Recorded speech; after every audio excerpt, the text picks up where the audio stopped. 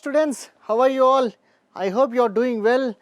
Are you enjoying the sessions? See, we will start our next session, that is constitutional design lecture number 1. Okay.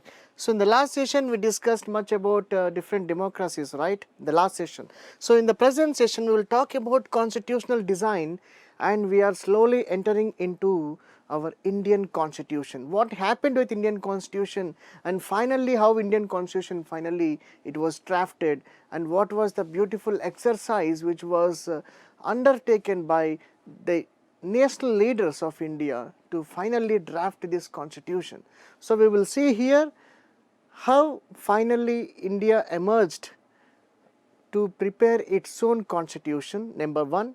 Number 2 is that what is that organization or constitutional making body which sat for at least 3 years, just less than 3 years, to prepare such a vast constitution for a vast and diversified country like India. So we will see first of all what is this constitutional design. See, it is clearly saying, the chapter itself is clearly saying that it is constitutional design, and we will talk here about what? Here we will talk about Indian constitution. Okay, Indian constitution. See here, this is Democratic Politics, book number 1. This is Constitutional Design and lecture number 1. Okay, this is the second chapter of your book, remember. Okay, so here we will talk about constitutional design and what are the basic aspects of the making of the Indian constitution. Okay, see here, making of the Indian constitution, this is the first topic to be started for this academic year, and this is what making of the Indian constitution. This picture clearly shows this is the symbol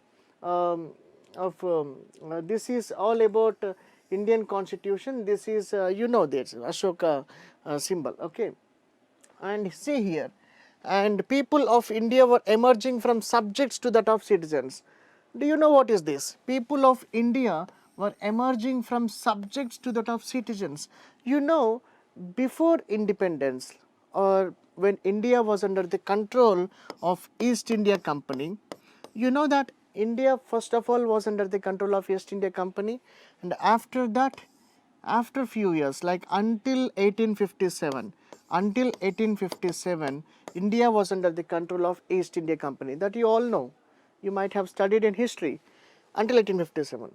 From 1857, that is from 1857, East India Company is gone, and completely India is under the control of Madam Queen. Understand? So the time when Madam Queen took over the control of entire Indian territory, people were generally called as Indian subjects. Understand? That means we were under the clutches or under the command of the colonial rule, that is British rule. So then we were called as subjects, because we did not have a national identity, like we could not call ourselves as the citizens of this country. Okay, so there was no nation state at that point of time. So then our Indians, we people were called as only subjects. Now we are slowly emerging from being called as subjects to ultimately claim ourselves as the citizens of this country. So from 1857 to 1947, Indians were basically called as subjects. Okay, from 1947 we have got our own constitution, and we will call ourselves as the citizens of this country, right? So finally we have emerged from being called as subjects to the citizens of this country. Okay, this is what. And country partitioned on religious lines. Do you know that? Do you know that India was partitioned on religious lines? How do you know that? Because right from 1906 itself, there was a great demand for a separate state called as Pakistan. See here, once again I will emphasize that state doesn't mean state like Madhya Pradesh, Bihar, Chhattisgarh, Orissa. No, state is a entire political entity which has its own borders and people living in that country. So this entire political entity can be called as state. So state in this context means entire country. So from 1906 itself, there was a demand for a separate state called as Pakistan. Okay, from 1906 itself, there was a demand for separate state called Pakistan. You know, in the year 1906 itself, there was one other political party in India which is not in the textbook, but very interesting to know.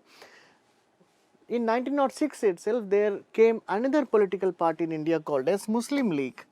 Muslim League. This Muslim League political party, um, which was started basically demanding for a separate state called as Pakistan.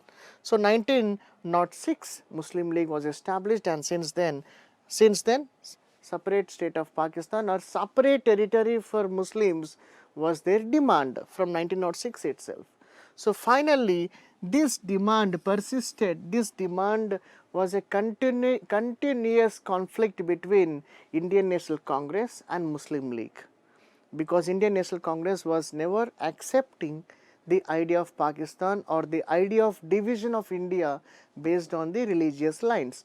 But ultimately in 1947 there was no unanimity about between these two parties, and ultimately India had to be divided based on the religious lines, because our political leaders like Jawaharlal Nehru, Sardar Vallabhbhai Patel or Mahatma Gandhi or Muhammad Ali Jinnah of Pakistan, that side, all of them debated, but finally there was no favorable or unanimous conclusion between them, so they have to divide.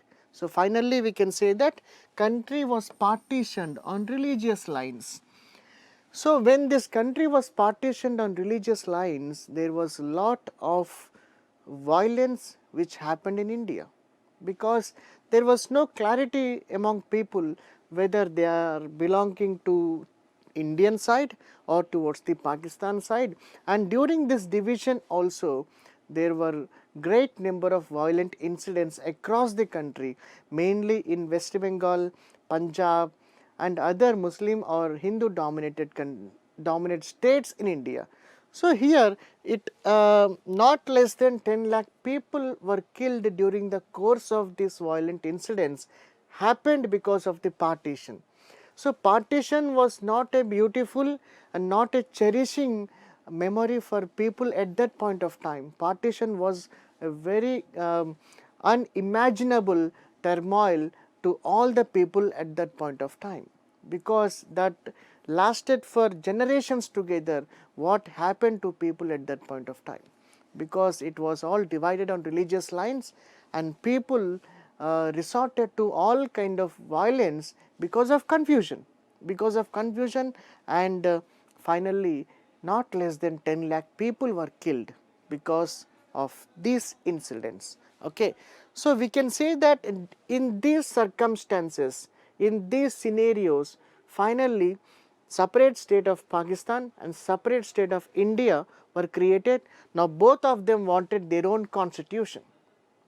Previously, when they were not divided, there was a body called as Constituent Assembly, which was established specially for the purpose of preparation of the constitution for entire India. Entire India means involving already, including Pakistan. There was no concept of division in 1946.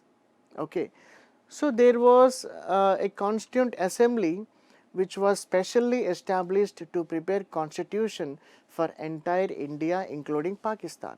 At that point of time, around 389 people were indirectly elected to the organization, to this body called as Constituent Assembly.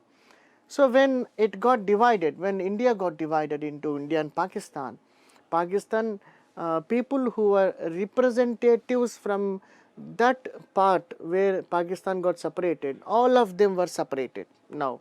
So Constituent Assembly number naturally fell from 389 to 299 finally, because whoever belongs to Pakistan, all of them went to their own place and they sat in their own Constituent Assembly and they start preparing their own constitution. On the other side, Indians started preparing their own constitution. Okay. So finally after three years, we have got our own constitution. So, we will talk about Indian Constituent Assembly and Indian Constitution. Okay, see here. Now, what will you see here is that traumatic experience for India and Pakistan. So, division was not a simple thing, was not a beautiful thing, was not a enjoyable and lovable thing.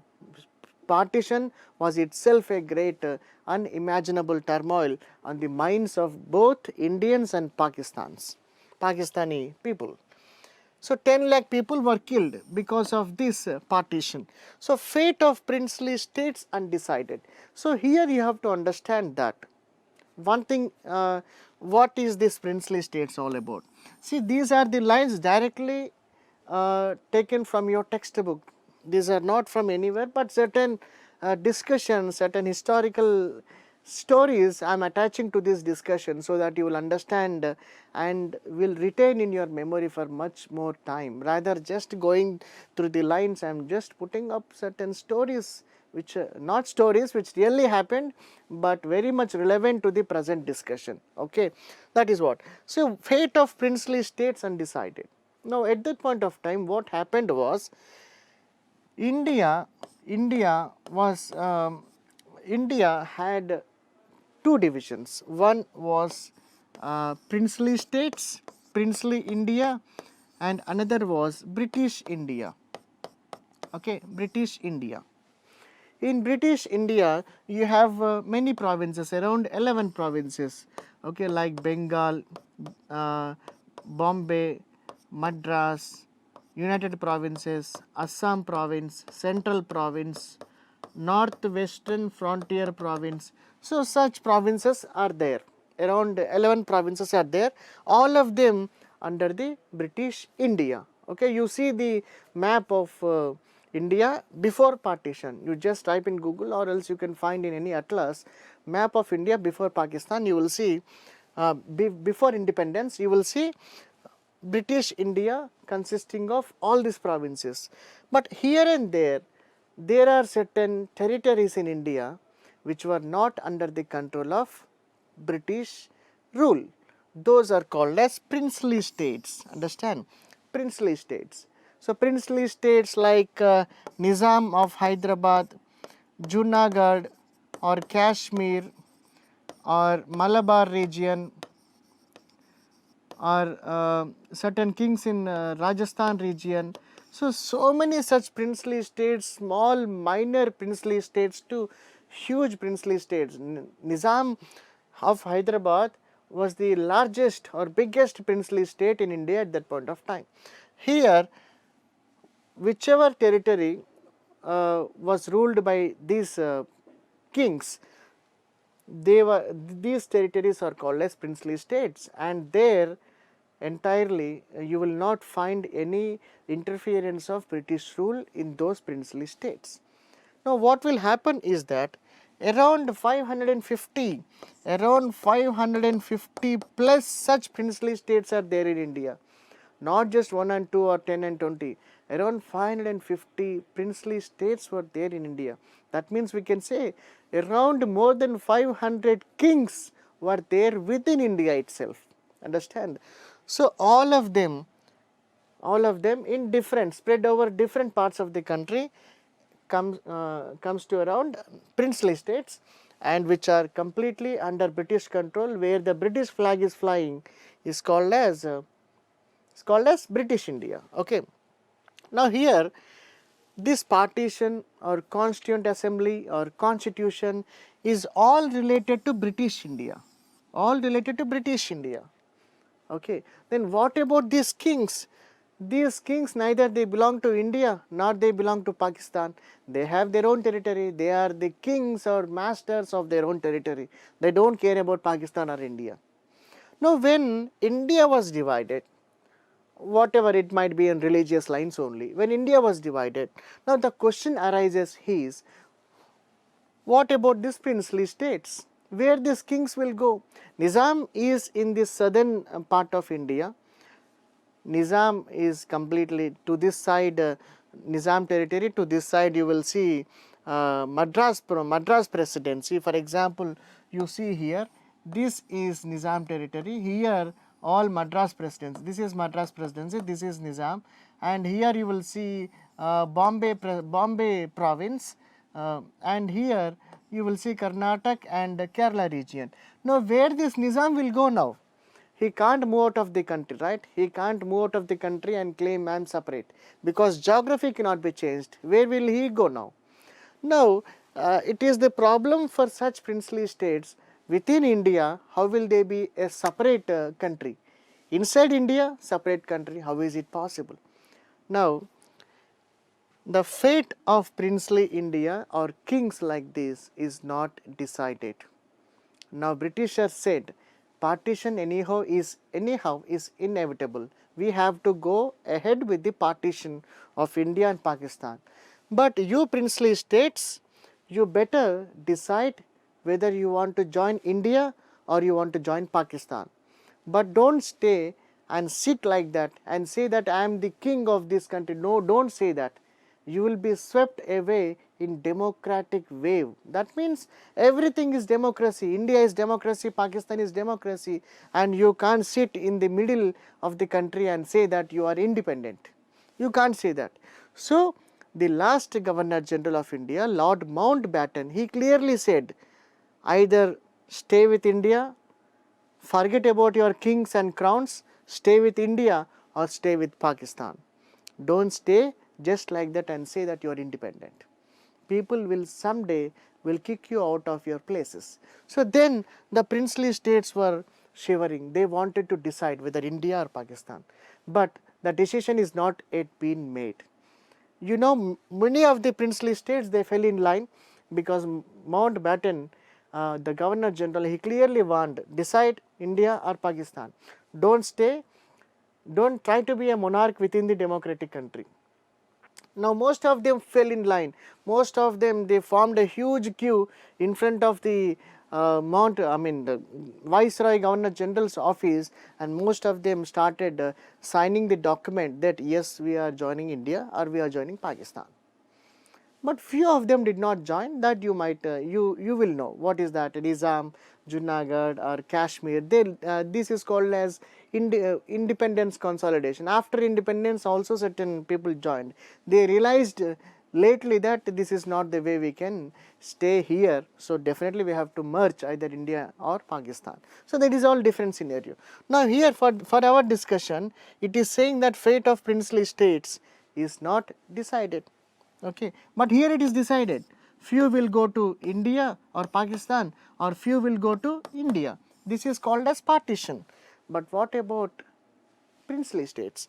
That is the problem here. Okay, when constitution was written, future of country did not seem secured. Now you see here, India was divided on religious lines. Number one, lot of violence in India. Around 10 lakh people were killed because of these violent incidents.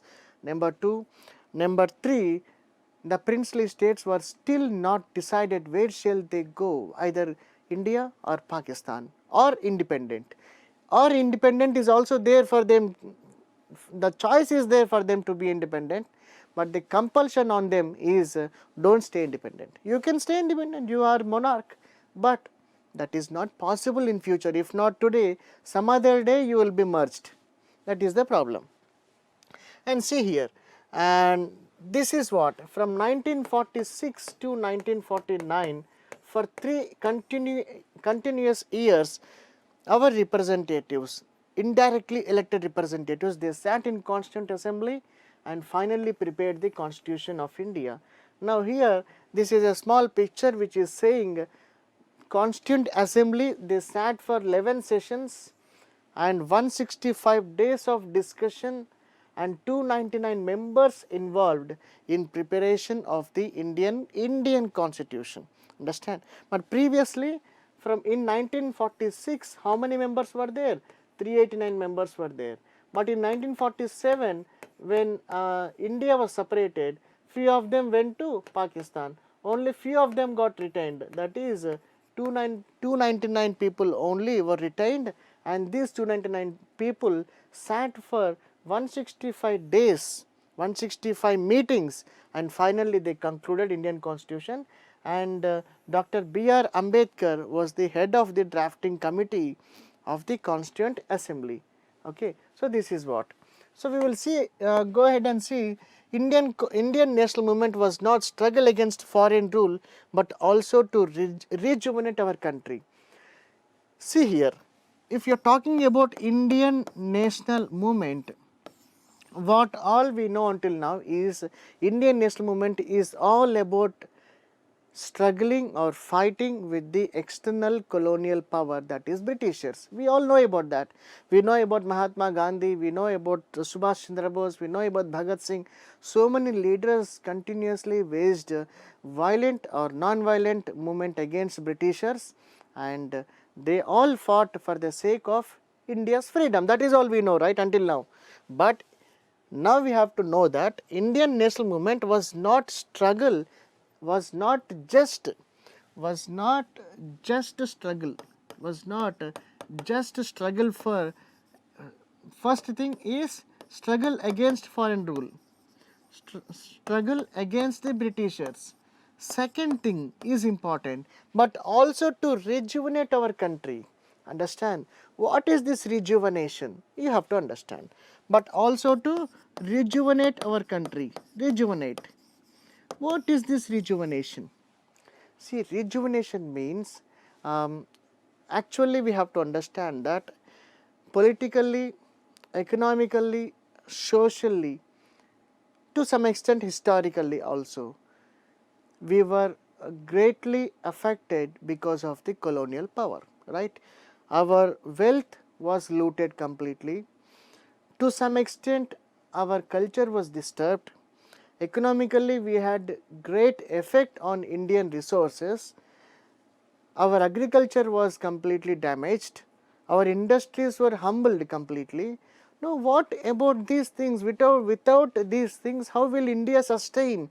Even after independence from the colonial rule, how we will sustain? There should be something to repair all these things, right? It is just a repairing mechanism. So, not, see, important thing is not just freedom from the Britishers. Important, most important than freedom is to rebuild the Indian economy or Indian polity from the base once again. Why? Because everything was damaged by them. Everything was just left as rubble, just left like that on the ground. Now we have to rebuild, we have to join hands together and rebuild Indian economy and Indian political structure, Indian cultural greatness, everything should be brought together. Understand? That is called as rejuvenation. You might also know that in our first 5-year plan, 1951, we emphasized or we focused more on Indian agriculture. Do you know that? In the second 5-year plan, we focused more on Indian industries. Why did we do like that? What is the basic motto behind these 5-year plans?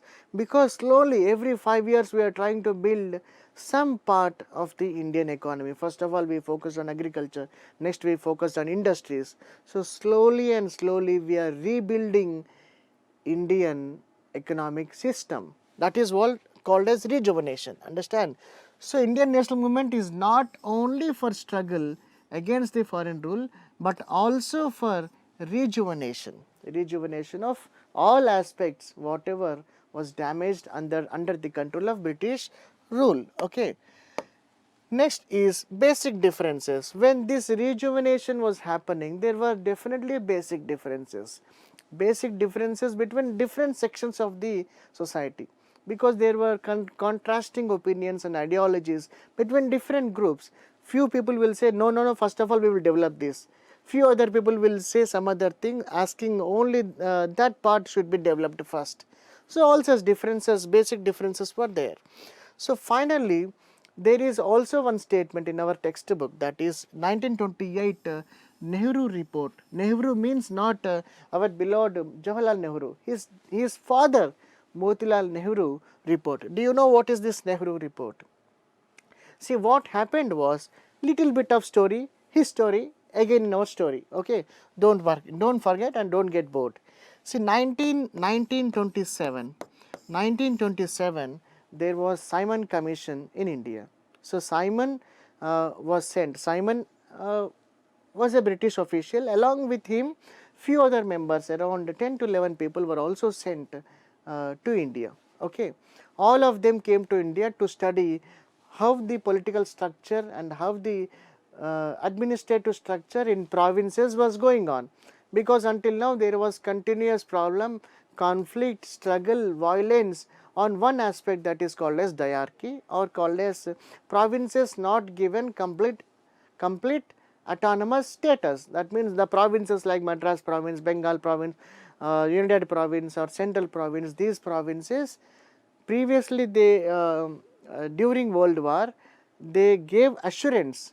During World War I they gave assurance that all the states in India, provinces, we will give autonomy, complete autonomy will give, but they sidelined their promises and they did not deliver what they exactly promised. Now here these provinces which are there, they do not have freedom now. Okay, ministers were elected, people were having voting rights, they were electing their ministers and all, okay, to some extent, but the complete control was under the hands of governors of these provinces. Now the struggle started, people were not happy, 7-8 years continuous struggle. So Britishers ultimately they thought, no, this is not the way, we will send some group of people who will go to India and they will discuss and debate and find out some solution for this problem. So some British officials came to India 1927, those are called Simon Commission. Okay. Now you might be knowing, very famous. So like the time when they entered into India, now Indians started revolting or rebelling or opposing their entry into India. Now the basic slogan was Simon, go back.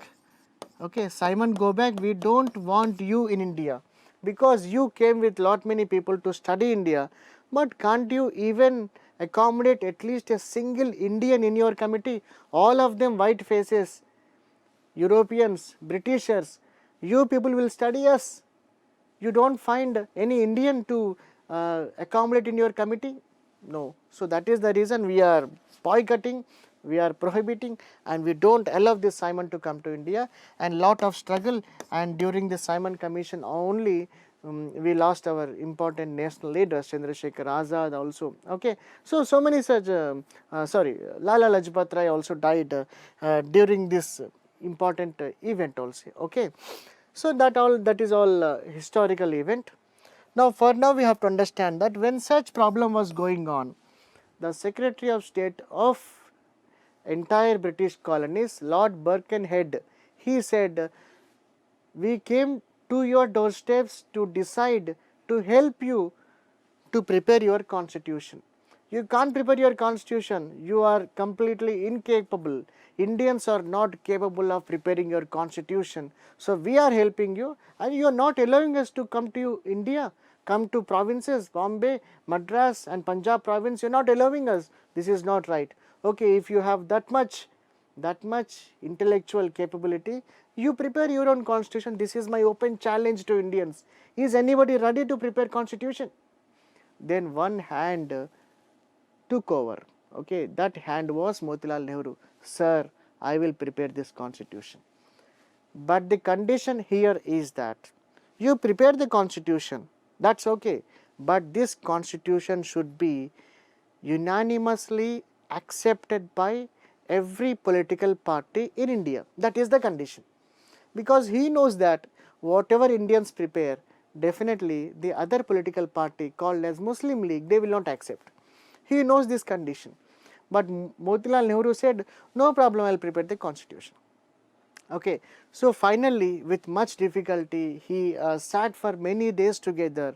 He consulted all the political parties, including Muslim League. There were certain minor differences, of course, that is all historical story. Finally, he prepared his report, that is called as Nehru Report. Okay, 1928 Nehru Report. Okay, and in 1931, okay, in 1931, there was there was Indian National Congress session, Indian National Congress session in Karachi, okay, Karachi in Pakistan, okay, and 1929 you have Indian National Congress session in Lahore, okay, both of them are in Pakistan. You know, the ironical thing is most important decisions concerning India were taken in this party meetings called as Indian National Congress party meetings, and most of these meetings were held in Pakistan. Now we are in India. Okay. For example, you take 1929 Indian National Congress session which was held in Lahore. There our Indians, mainly headed by Jawaharlal Nehru Jr. Jawaharlal Nehru, okay. Jawaharlal Nehru, he claimed that we want ultimate independence, Purna Swaraj from now, not half Swaraj or not quarter Swaraj. We want Sampurna Swaraj, okay, like that. 1929. In 1931, according to our textbook, again Indian National Congress session met in Karachi. In Karachi, they decided on many important aspects about the future Indian constitution. One such important aspect is that we have to have definitely fundamental rights, and we should have very great economic planning, and all such important things were discussed in 1931 Karachi session. Okay, that you have to remember. Okay, that is what. So 1931 Karachi Indian National Congress, INC means Indian National Congress. In this Karachi Indian National Congress, finally after the meeting, Congress party meeting, they came out with a resolution. Okay, they came out with a resolution. Okay. So you know that after every meeting definitely there will be some resolution, right? You see any meeting anywhere, after the meeting they will come out and said, yes, we have discussed in this meeting and we have finally made a resolution, and this resolution was accepted by all the members of the committee, all the members who attended this meeting, and all this is what generally we say, right? In the similar fashion, in 1931 Indian National Congress session which was held in Karachi, there was a resolution, important resolution. Okay. So, this resolution stressed on these things: universal adult franchise. Universal adult franchise, that means every Indian should have voting right. Voting right. There should not be any discrimination for based on anything like age, caste, race, religion, gender, whatever. There should not be, because these voting rights were not completely given during British rule.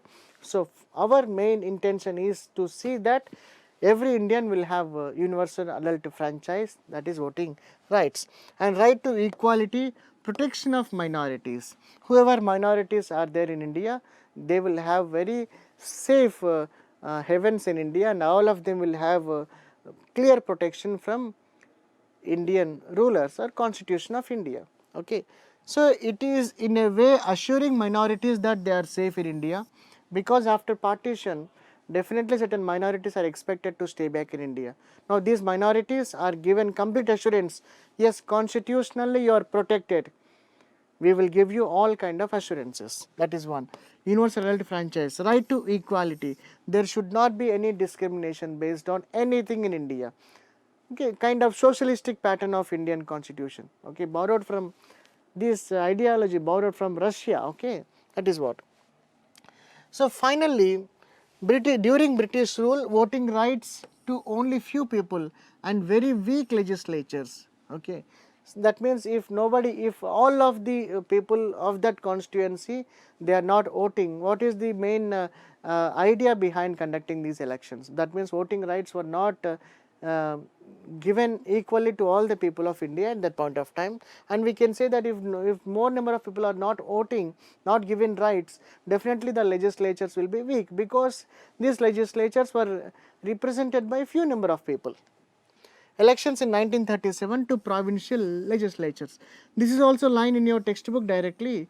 Now you have to understand that, okay, as I told you, India at that point of time was into two components. One is Princely India, another is British India, right? Princely India, there will not be any election, right? In Princely India, only their flag only will fly. Their flag. Around 550 princely Indian states were there. 550 flags we cannot draw.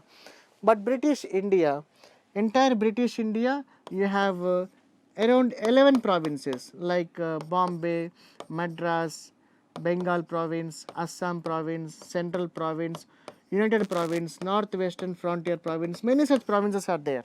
Okay, here you will see only one flag flying. What is that? British flag flying. Now, the elections in 1937 elections were conducted for these provinces. For these provinces, 1937 elections were held in these provinces, and you know, Congress party won with huge majority. Out of 11 provinces, 8 provinces were won by Congress party at that point of time, which was the major political party during that time. Okay. So, elections in 1937 to the provincial legislatures, that means each and every province legislatures elections were conducted in 1937. Okay, that you have to remember. Not fully democratic governments. Okay, elections were conducted, but ultimate control in these provinces was under the hands of the governor. That means we can't say exactly that these provinces have completely democratic formed governments. No, because ultimately it was Britishers who controlled these provinces. Experience from legislative institutions on British helped. So, finally, in the course of preparation of this constitution, can we say that we gained considerable experience from British institutions? Yes. Why? Because you see 1935 Government of India Act, 1935 Government of India Act, okay. 1935 this 1935 Government of India Act, whatever guidelines are there, whatever statements are there in this 1935 Government of India Act, most of the guidelines or most of the suggestions or parts of this 1935 Government of India Act were directly lifted and directly copied and pasted in Indian Constitution. That means we can say that most of the principles or guidelines of the Indian Constitution will have resemblance to what was discussed clearly in 1935 Government of India Act, which was released by whom? Which was released by Britishers only, right? So, we can say that our present parliamentary system of democracy or many other important salient features of the Indian Constitution, we derived and we got this knowledge of different institutions, political institutions from where? From Britishers only. That is undeniable fact. That is a fact definitely. Okay. So, experience from legislative institutions on British helped India. That is correct. Now, as I told you, Government of India Act 1935, we have lot many factors, salient features which were directly taken from Government of India Act. So, what are those salient features and all we will learn in higher classes. Our leaders inspired by ideals of French Revolution, yes, because we can say that Indian Constitution was not prepared just by somebody or without consulting anybody and without having any resemblance to constitutions elsewhere. No, that is not correct. We have considered and we adopted features of many other constitutions across the world. For example, you take French. What is there? The ideals of French Revolution. You know French Revolution 1789 to 1789. Liberty, equality and fraternity, whatever the main symbol or main slogan of French Revolution. Whatever ideals were there during French Revolution in France, those ideals were also studied by our constitution makers and they thought, yes, these ideals seems to be better. But the question here is that whether all these ideals, we are talking about studying different countries across the world. Now, before directly copying them into our constitution, we should also see whether they will fit our requirement, they will fit our Indian society. because these ideals or principles might be applicable to Western societies. How can we know that these ideals will also work out in Indian society? So that is all they did in Constant Assembly. So they debated, discussed, and finally came up with conclusion on what all those aspects which they are going to borrow from other constitutions of the entire world. Okay, that is what. And the practice of parliamentary democracy of Britain. See here, the parliamentary, right now we have parliamentary democracy, right? We have a parliament in place where we are electing our representatives, and we are a democratic country. Parliamentary democracy, the idea of parliamentary democracy was taken from Britain.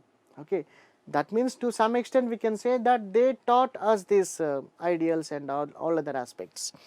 And Bill of Rights of USA, because United States was already an independent country that already got freed from British control. Okay, on July 4th, 1776 itself they got independence. So Britishers, I mean, they left United States, and USA is very much a free country. Now Indians thought of why not borrow few features from USA, wherein it will also help our constitution. Okay, so like this. So socialist revolution in Russia. In Russia also there was a revolution, okay, based on the socialism pattern of democracy. So socialism deals all about equality in all aspects of life. There should not be any discrimination based on anything. That is called as socialistic revolution in Russia, and social and economic equality was also borrowed from Russia. Okay, so this is all for this session, constitutional design. We will discuss much more concepts in the next session. You stay tuned and definitely see what are we going to discuss in the next session, because that is all important. That is all about Constituent Assembly, how our national leaders they struggled and they worked for day in and day out for 3 continuous years and finally drafted our constitution. Okay, see you in next session. Thank you.